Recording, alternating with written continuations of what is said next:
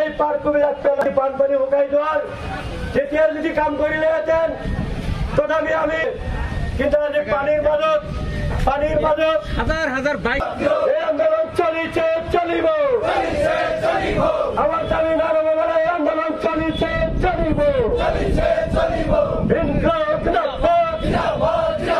নদীবঙ্গলকের উপযুক্ত ক্ষতিপূরণের ব্যবস্থা করো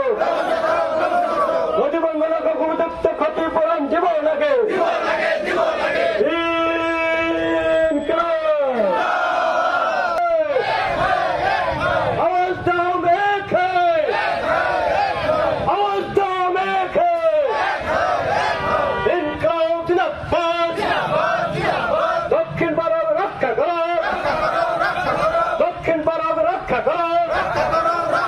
দক্ষিণ পার বাংশীয় সরকার জবাব দিও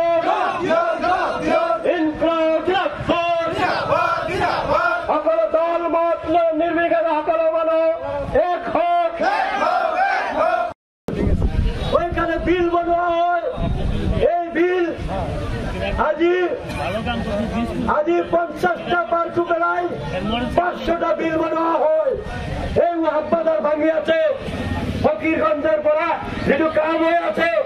মহাব্বাদাৰ এই ৰাস্তাৰ ভিতৰত এইফালে 25 মিটাৰ কাম আছে তেওঁলোকে এই 25 মিটাৰ কাম যদি আগত কৰিলে হয় এই 25 মিটাৰ হয়তো ৰক্ষা পালেহেঁতেন কিন্তু এইফালে তেওঁলোকৰ নাও নাহে কাৰণ ইয়াত পানী বেছি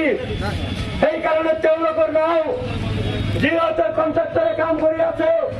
কন্ট্ৰাক্টৰ তলতীয়া বন্ধ হ'ল আজি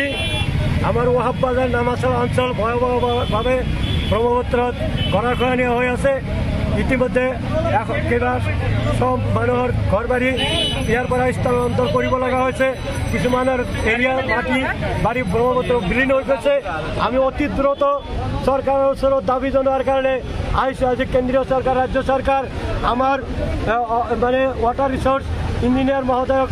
আহ্বান জনাইছোঁ অতি দ্ৰুত যুদ্ধকালীন তৎপৰতাৰ সৈতে তাৎক্ষণিকভাৱে বিশেষ ব্যৱস্থা গ্ৰহণ কৰি অতি দ্ৰুত আমাৰ অঞ্চলখিনি ৰক্ষা কৰিব লাগে এইখিনি আমি দাবী জনোৱাৰ কাৰণে আজি অৱৰোধৰ কাৰ্যসূচী কৰিছিলোঁ আজি কেইবা হাজাৰ মানুহ আছিল আমাৰ সংখ্যা ক'ব নোৱাৰি আমি চাৰিওপিনৰ মানুহ আছিল আমাৰ আজি